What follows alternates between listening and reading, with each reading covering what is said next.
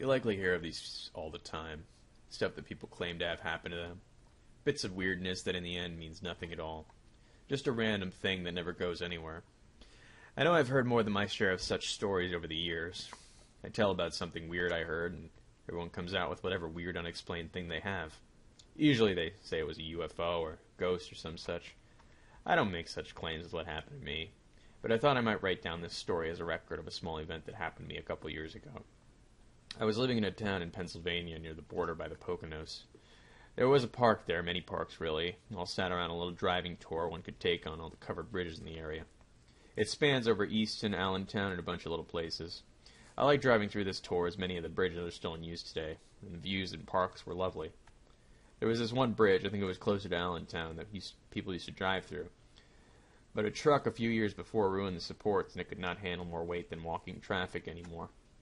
So they closed off the two sides with concrete posts that would not allow anything heavier than a pedaled bicycle across. On one side sits a very old house, one of the oldest in the area. It was always very cool there, even in the heat of the summer. I liked to go there to sit in the shade of the house and cool off. One day, it was very late summer into fall, and we had an unusually warm day for the season that, by this point, normally starts to cool. I had gone to the old house and enjoyed the shade, watched people crossing the bridge and heading off the trail that followed the river. After a while, I got up and started across the bridge, as I always had. My car was parked in the lot on the other side. I liked looking at the old timbers and staring out at the slit windows in the river. This time, as I crossed, there was no one else on the bridge, but I heard the sounds of a baby bird in distress.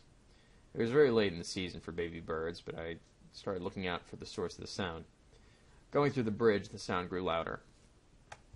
Then, beneath a rafter about at the middle of the bridge, I could hear the sound right on top of me, a little bird peeking frantically for help. I looked up at the source, and it just stopped, cut off like someone had hit stop on a recorder. There was no bird, at least, not a live one.